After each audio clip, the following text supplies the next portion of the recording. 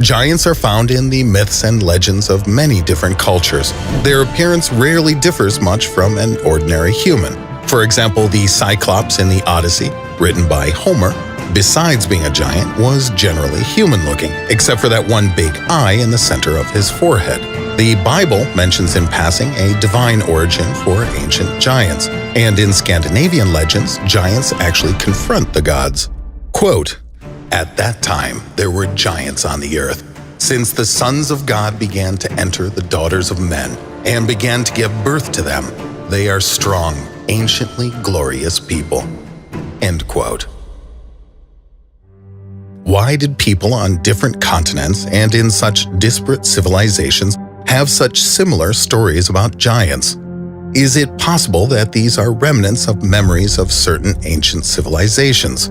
A medieval Danish historian, wonderfully named Saxo Grammaticus, assumed that the giants really existed, else how to explain the giant-sized buildings and structures of antiquity?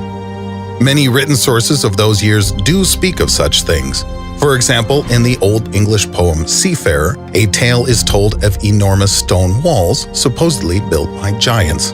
There is also mention of giant beings in a number of historical documents. Herodotus writes of the Spartans acquiring the bones of the warrior Orestes to help with a military campaign. The skeleton is noted to have had a height of 7 cubits, that's 11.5 feet or 3.5 meters in modern terms. The ancient Greek scholar Pausanias described how a skeleton of a man of about 18 feet or 5.5 meters tall was found on the bottom of a river. Josephus Flavius, a Roman historian, transcribed the testimonies of eyewitnesses who saw live giants themselves. These observers reported that the giants' faces were different from ordinary human faces, and that the towering creatures possessed thundering voices. In the era of early Christianity, priests believed that Adam's height was 13 feet, about 4 meters, and that Eve was just a bit shorter at about 10 feet tall or 3 meters. Records of these writings are available in the archives of the Vatican. A number of 13-foot-tall skeletons, that's 4 meters for you metric aficionados, were excavated in the Caucasus Mountains during the 20th century. The age of these giant skeletons dates from somewhere between tens and even hundreds of thousands of years ago. The presence of such a large number of skeletal remains allowed scientists to assume that the giants moved here in search of salvation after some global catastrophe. Here they found their final shelter and resting place. In one very old book entitled History and Antiquity, now stored at the Oxford University Library, there is an account of the discovery in the Middle Ages of a giant skeleton in Cumberland. Quote, "The giant is buried in the ground at a depth of 4 yards and is in full military garb. His sword and battle axe are resting next to him. The length of the skeleton is 4.5 yards, and the teeth of the big man are measured at 6.5 inches long and 2 broad." End quote. Adding to the evidence verifying the existence of giants are numerous gigantic fossilized footprints. For example, an imprint of a human foot 80 centimeters or 2.5 feet in length has been unearthed in Tanzania. Similar footprints of a slightly smaller size, about 50 centimeters or 1.5 feet, were found in the Nevada desert, left approximately 250 million years ago. A series of handprints was found next to traces of dinosaurs near a village in Turkmenistan. The height of the giant that left them is estimated at about 5 meters, almost 16.5 feet, and lived 150 million years ago. A human tooth 5 times larger than an ordinary man's tooth was found in Hong Kong in 1935. A 60-centimeter or 2-foot-high human skull with 2 rows of teeth was found in Alaska in 1950. And a 50-foot-long petrified human skeleton, that's 15 meters, folks, was found in Mongolia in 1999. The sheer plethora of evidence allows us to state unequivocally that giants did indeed once exist. But whether they were a single people who settled all over the earth or belonged to different races, this is a question which scientists have yet to unambiguously answer. But if giants really existed, and not only in myth and legend, then it stands to reason that other traces of their lives should also exist. For example, architectural structures and other such objects. In the opinion of a number of scientists, the numerous megalithic objects that have been discovered all over the Earth serve as proof of the prior existence of giants. Even in our time, with modern technology, it is extremely difficult to build such monumental objects, and tens or even hundreds of thousands of years ago, without some kind of mechanical lifting mechanisms, it seems that it would have been virtually impossible. And yet, they exist. This is the famous Baalbek Terrace located in Lebanon near Beirut. 3 huge stone slabs, each weighing about 800 tons, are embedded in its base.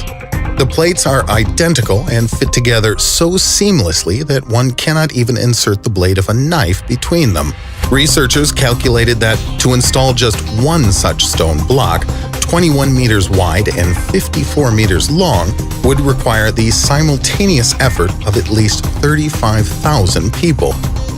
Who, how, and why did they do it? Handwritten Arabic treatises say that the structure was built as a temple of Jupiter and that the giant beings built it on the orders of King Nimrod just after the flood.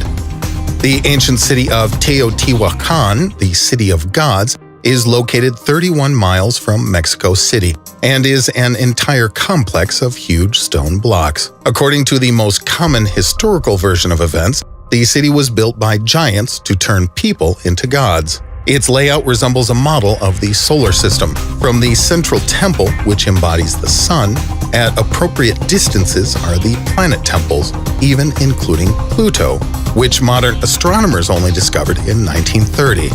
This means that the inhabitants of this site somehow already knew a great deal of astronomy, even at that ancient time.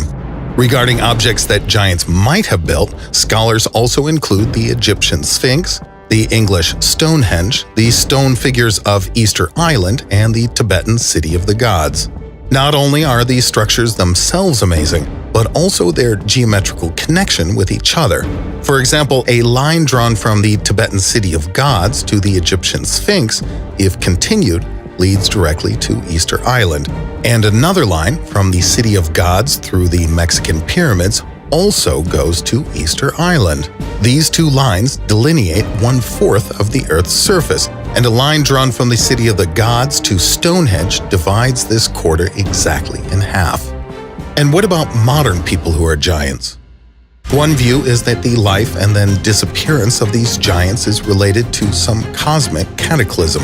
There is evidence that hundreds of millions of years ago, a huge asteroid approached our planet, and the dimensions of this asteroid exceeded those of our present-day moon. It's postulated that it became a satellite of the Earth, and because of this, the gravity in our planet was significantly weakened. It was then that the giants appeared and developed a fairly advanced civilization. Hundreds of thousands or even millions of years later, this satellite descended from its orbit and disintegrated, its debris falling to the Earth. Survivors of the disaster, through mutation and adaptation, decreased in size, as the gravity on the planet had suddenly increased dramatically. In addition, the ozone layer of the atmosphere decreased 7-fold, increasing the negative impact of solar radiation. Now, a smaller body meant less total surface area and thus a lesser exposure to the sun's radiative effects. Some researchers have ascertained that before the catastrophe, the Earth's atmosphere contained 1.5 times as much oxygen as now. Large animals thrive with more oxygen, and this helps explain the fossil record of all the giant animals and plants characteristic of that time, which obviously would also be beneficial to giant humanoids. After the disaster, the size of the giants gradually decreased.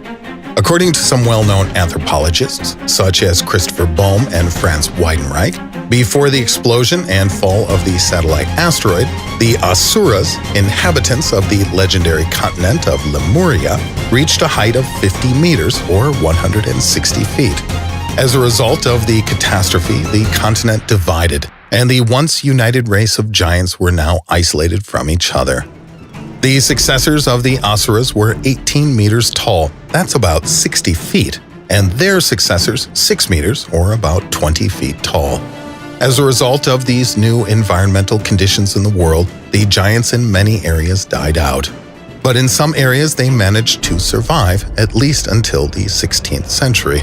Of course, such a theory runs counter to the teachings of Darwin, but it is this theory that most plausibly explains the existence of the giants. What do you think? Let's discuss this fascinating topic in the comments under the video. Thank you kindly for your attention, and see you again soon, my dear subscribers and viewers.